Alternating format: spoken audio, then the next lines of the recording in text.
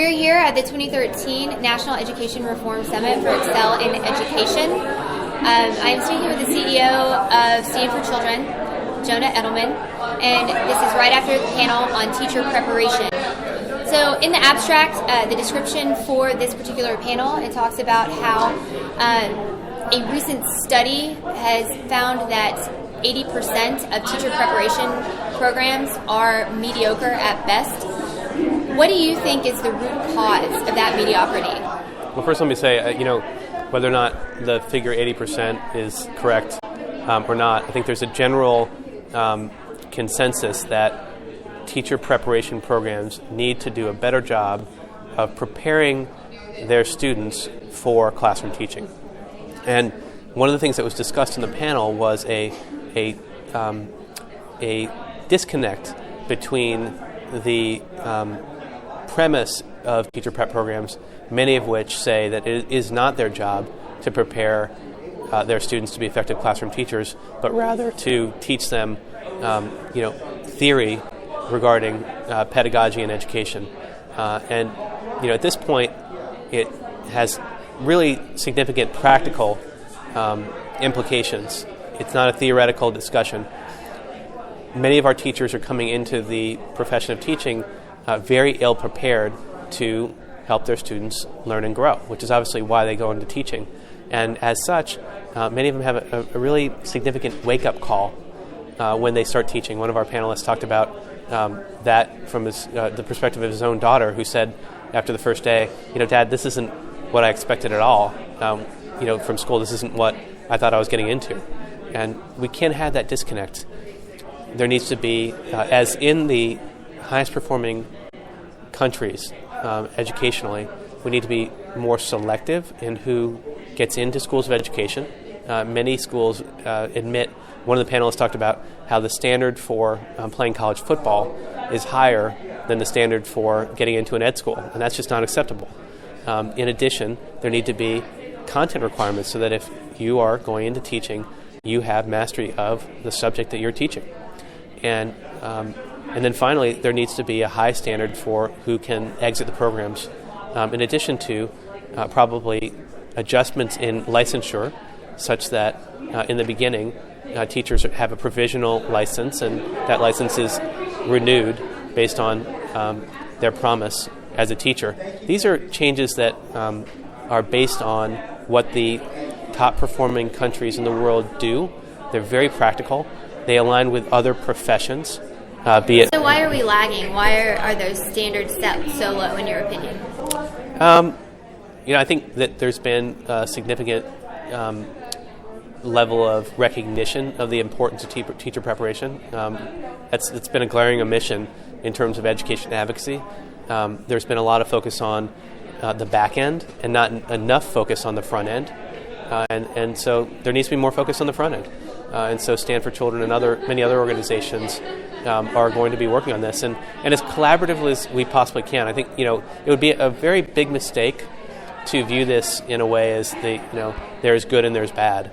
Obviously there are many innovative teacher preparation programs. There are many quality programs. But at the same time, there are many that are not doing a good enough job.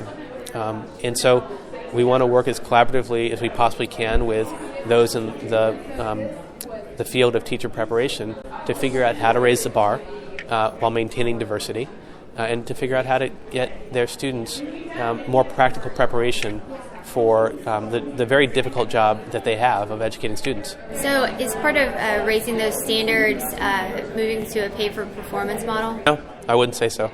Not at all.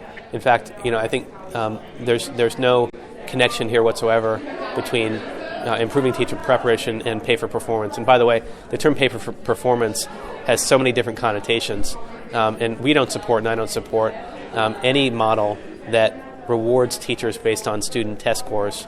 There needs to be a much more nuanced, thoughtful approach to both evaluation and compensation that is not based on a student's test score in particular. Do you think there needs to be over-testing our students? I think that there's too much of an emphasis in evaluation systems on and in evaluation discussions on solely student test score growth. That should be a component, it should be a significant component, but there needs to be, and all the research on this, the MET study, which I encourage your viewers to look at, the measures of effective teaching, say the same thing, that you need to have multiple measurements and not rely on one measurement of teaching effectiveness. So, observation of course matters. There needs to be strong rubrics, and the evaluators need to be well trained, and they need to be effective in their evaluation.